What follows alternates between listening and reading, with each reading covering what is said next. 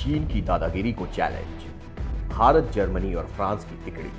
समुद्र में एक तरफा दबदबा पर लगेगा लगाम। एशिया के साथ साथ जिस तरह से पूरी दुनिया में चीन अपनी मनमानी कर रहा है, जिससे दुनिया के प्रमुख व्यापारिक और सामरिक देश खासे नाराज हैं। खासकर जिस तरह से चीन अपनी दादागिरी दक्षिण चीन के सागर में दिखा रहा है, वो हिंद महासागर में भी कुछ ऐसा ही चाहते हुए अपना पांव पसारने की मंशा जाहिर कर रहा है, जिसके बाद प्रशांत महासागर और हिंद महासागर में चीन को उसी की भाषा में जवाब देने के लिए बड़ी रणनीति तैयार हुई है।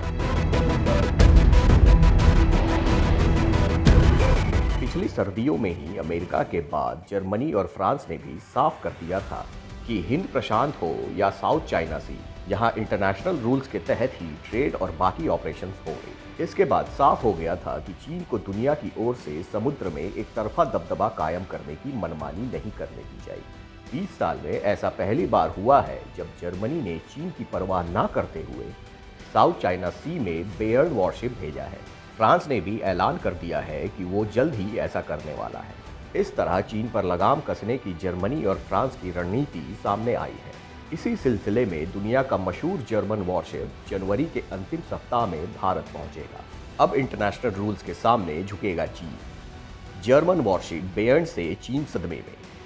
बेयर्न पिछले महीने सिंगापुर में था। चीन इससे काफी नाराज था जब जर्मनी के नेवी चीफ वाइस एडमिरल एनिच कॉबैक ने कहा था, ये चीन को साफ संदेश है कि समुद्र में गैर कानूनी दबदबे की किसी साजिश को कामयाब नहीं होने दिया जाएगा।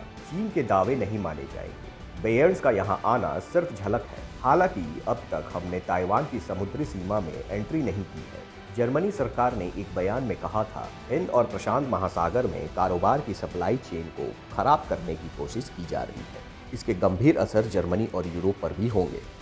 जिस तरह से चीन हर तरफ अपनी मनमर्जियों के लिए कुख्यात है, ऐसे में चीन के लिए खासकर समुद्र में अब एक छत्र राज नहीं होगा और ना ही व्यापारिक और सामरिक मोर्चे पर चीन अपनी साजिशों को पड़ोसी देशों के खिलाफ आसानी से इस्तेमाल कर सकेगा।